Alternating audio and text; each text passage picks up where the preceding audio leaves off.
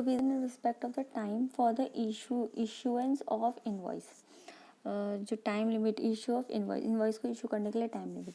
Taxable supply जो होती है वो टैक्सेबल सप्लाई को टैक्सेबल सप्लाई दो तरीके से हो सकती है, फॉर द गुड और for the goods and for the services. Goods के केस में फर्दर 3 केसेस इन्वॉल्व होते हैं, जिसमें गुड्स हो सकते हैं मूवमेंट ऑफ, जिसमें इन case of taxable supply of goods या मूवमेंट ऑफ गुड्स इन्वॉल्व हो सकती है, मूवमेंट ऑफ गुड्स इन्वॉल्व नहीं हो सकती है, और सेल और रिटर्न सप्लाईज हो सकती है, यानी कि अप्रूवल बेसिस पे सेल की जाती है। अब इन case of movement of goods की मूवमेंट के केस में जिस टाइम पे गुड्स रिमूवल होंगे, यानी कि eight the time of the removal of goods taxable invoice issue हो जानी चाहिए। जब गुड्स की मूवमेंट इन्वॉल्व नहीं है उन केस में eight the time of delivery, तो जब गुड्स की डिलीवरी हो चुकी है उस केस में टैक्सेबल इनवॉइस इशू हो जाना चाहिए at the time of delivery. और in case of the sale and return supply, यानी कि जब गुड्स को बेचा जाए अप्रूवल बेसिस पे, इसमें पहले गुड्स को भेज दिया जाता है, उसके बाद में कस्टमर इज आइडेंटिफाई, एक टाइम के बाद वो अप्रूवल देता है कि हाँ ये गुड्स मैं बाय कर रहा हूँ। अगर वो गुड्स को बाय नहीं करता है then he will refund the goods. तो उस केस में before at the time of the supply, या तो फिर पहले, मतलब जब आप लोग सप्लाई कर रहे हो उससे पहले इन्वॉइस इशू कर सकते हैं, सप्लाई के टाइम पे इन्वॉइस इशू कर सकते हैं। लेकिन इन केस अगर अप्रूवल भी नहीं मिला है और इन्वॉइस भी इशू नहीं किया है तो मैक्सिमम हमें 6 महीने तक वेट करना है। लेकिन अगर 6 महीने हो चुके हैं तो चाहे अप्रूवल मिले या ना मिले, इसको मान लिया जाएगा कि हाँ सामने वाले ने गुड्स बाय कर लिए हैं। 6 month is the maximum time. कहाँ से 6 मंथ? From the removal. और इन तीनों में से विच एवर इज अर्लियर, यानी कि बिफोर या eight the time of supply, या तो पहले या फिर सप्लाई के टाइम पर ही इनवॉइस इशू कर दो, या तो फिर 6 महीने हो चुके हैं।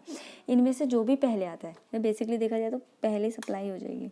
या अप्रूवल बहुत बार ऐसा होता है कि सप्लाई नहीं करी, हमारे पास ही माल है, person is just we are just waiting कि कोई हाँ बोले और हम उसको माल पहुंचा दें। तो अप्रूवल में उन्होंने एडवांस दे रखा है और 6 महीने हो गए हैं तो हम उसको सेल मान लेंगे, इनवॉइस इशू हो जानी चाहिए। इन केस ऑफ सर्विसेज देने के 30 दिन के अंदर, लेकिन अगर ये सर्विसेज इंश्योरेंस या फिर कोई बैंकिंग कंपनी दे रही है तो 45 डेज के अंदर इनवॉइस इशू हो जानी चाहिए।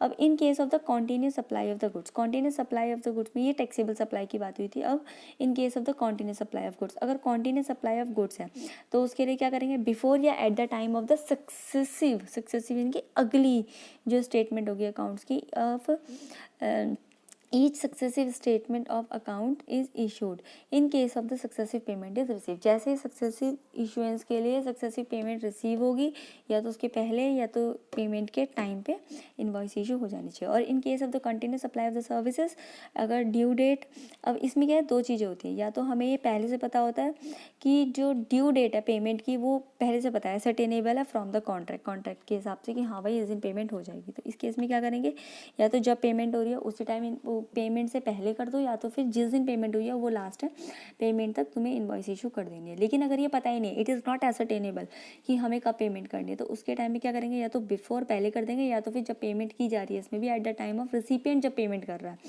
उस टाइम पे क्या करेंगे, हम लोग इनवॉइस इशू कर देंगे। लेकिन payment is linked to the completion of the event. कभी कभी क्या होता है कि जब तुम्हारी सर्विसेज कंप्लीट हो जाएंगी या फिर इतनी सर्विसेज कंप्लीट हो जाएगी तो हम इतनी पेमेंट दे देंगे, यानी कि जो पेमेंट होती है वो डिपेंड करती है कंप्लीशन ऑफ द इवेंट्स के ऊपर। तो उस केस में ऑन और before the date of completion of the event, या तो पहले ही तुम इनवॉइस इशू कर दो या तो फिर जिस दिन इवेंट कंप्लीट हो गया उस दिन तुम्हें इनवॉइस इशू कर देना है।